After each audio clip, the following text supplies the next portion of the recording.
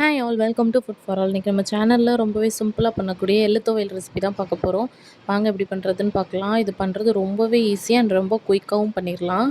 First ஒரு packet எள்ளை நான் நல்லா வறுத்துக்கிறேன். இது கிட்டத்தட்ட 100 கிராம் எள்ளு இருக்கும். எள்ளு வந்து போட்டதுமே நல்லா பொட்டு பொட்டுன்னு வெடிக்க ஆரம்பிக்கும். அந்த வெடிக்கிற சவுண்டு கேட்டதுமே நம்ம ஆஃப் பண்ணிடலாம். எள்ளை வந்துட்டு ரொம்ப நேரம் வறுத்தோம்னா கரிஞ்சிரும், டேஸ்ட்டே நல்லா இருக்காது.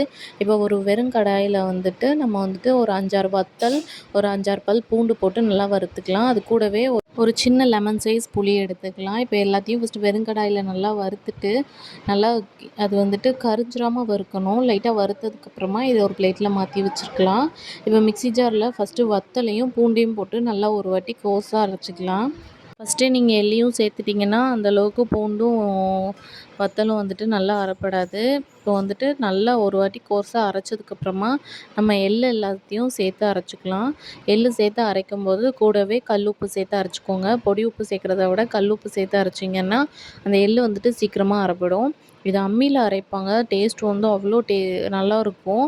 இப்போ வந்து நம்ம மிக்சியில் தான் அரைக்க முடியுது. அது பாதி நேரம் சட்னியாகவே மாறிடும். அதனால் கொஞ்சம் கொஞ்சமாக தண்ணி விட்டு பல்ஸ் மோட்லேயே அரைச்சி எடுத்திங்கன்னா நல்லா கெட்டியான துவையல் வரும்.